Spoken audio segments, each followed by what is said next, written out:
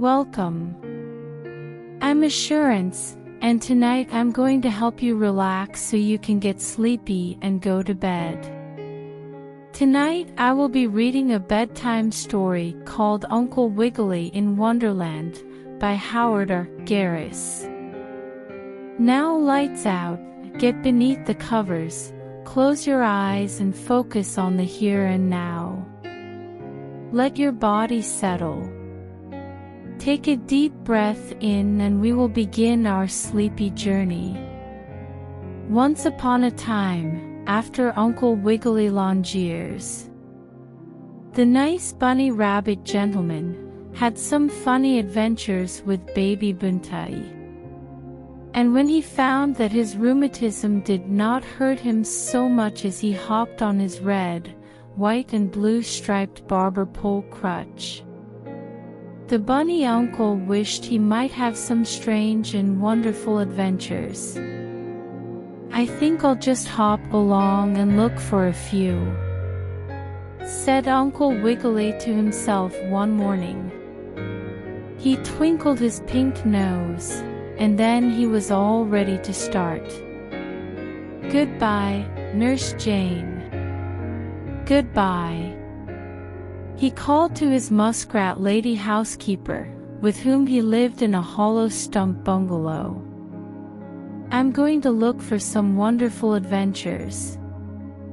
He hopped down the front steps, with his red, white and blue striped crutch under one paw, and his tall, silk hat on his head. Goodbye, Miss Fuzzy Wuzzy. Goodbye, answered Nurse Jane. I hope you have some nice adventures. Thanks, I wish you the same, answered Uncle Wiggily. And away he went over the fields and through the woods. He had not hopped very far, looking this way and that, before, all of a sudden, he came to a queer little place, near an old rail fence.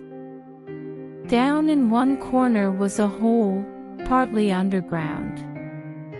Ha! That's queer, said Uncle Wiggily to himself. That looks just like the kind of an underground house, or burrow, where I used to live.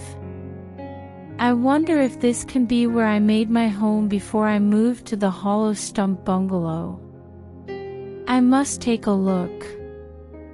Nurse Jane would like to hear all about it. So Uncle Wiggily, folding back his ears in order that they would not get bent over and broken, began crawling down the rabbit hole. For that is what it really was.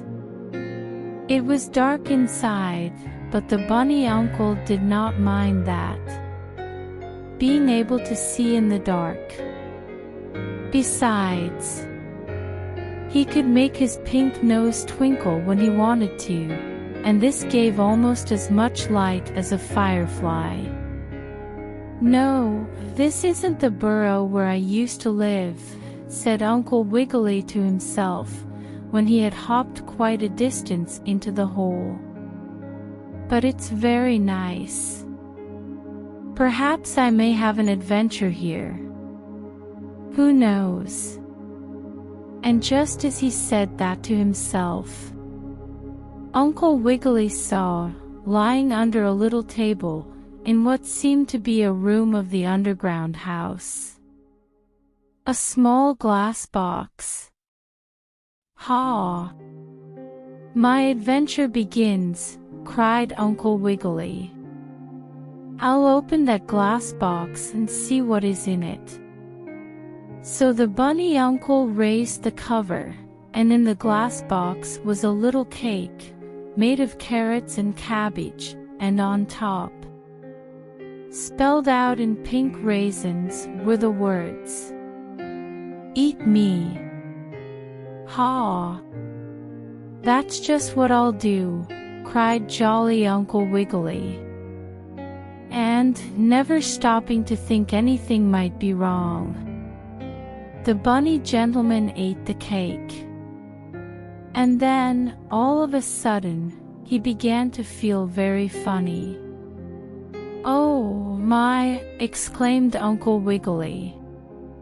"I hope that cake didn't belong to my nephew, Sammy Littletail, or Johnny or Billy Bushytail, the squirrel brothers. One of them may have lost it out of his lunch basket on his way to school. I hope it wasn't any of their cake.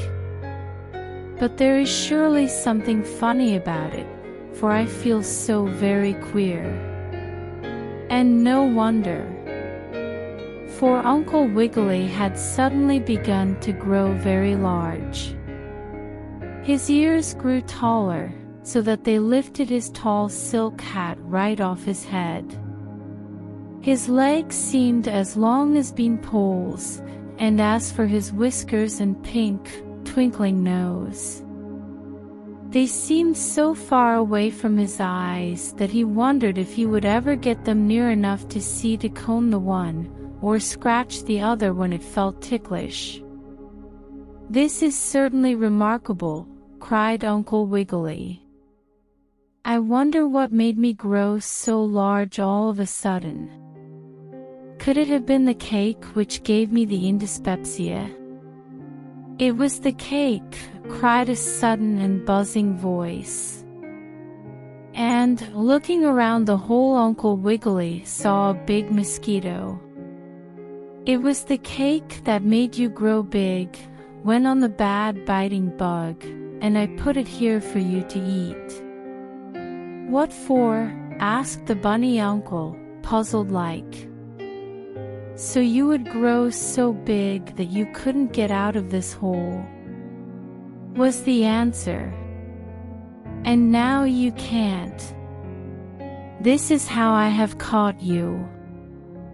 "Ha! Ha!" and the mosquito buzzed a most unpleasant laugh. "Oh dear," thought Uncle Wiggily. "I wonder if I am caught. Can't I get out as I got in?" Quickly he hopped to the front of the hole. But alas! Likewise sorrowfulness. He had grown so big from eating the magical cake that he could not possibly squeeze out of the hole through which he had crawled into the underground burrow. "Now I have caught you," cried the mosquito.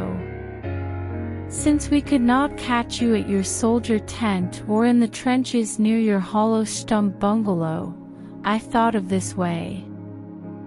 Now we have you and will bite you." And the big mosquito, who with his bad friends had dug the hole on purpose to get Uncle Wiggily in a trap, began to play a bugle tune on his wings to call the other biting bugs. "Oh dear," thought Uncle Wiggily. "I guess I am caught. And I haven't my talcum powder pop gun that shoots beanbag bullets. Oh, if I could only get out of here." "You can get out, Uncle Wiggily," said a soft little voice down toward the end of his pink, twinkling nose. "You can get out." "Oh, no, I can't," the bunny said. "I am much too large to squeeze out of the hole by which I came in here. Much too large. Oh, dear. Here, drink some of this and you'll grow small just as I did when I drank from it before I fell into the pool of tears." The soft and gentle voice went on, and to Uncle Wiggily's surprise, there stood a nice little girl with long, flaxen hair. She was holding out to him a bottle with a tag that read, "Drink me."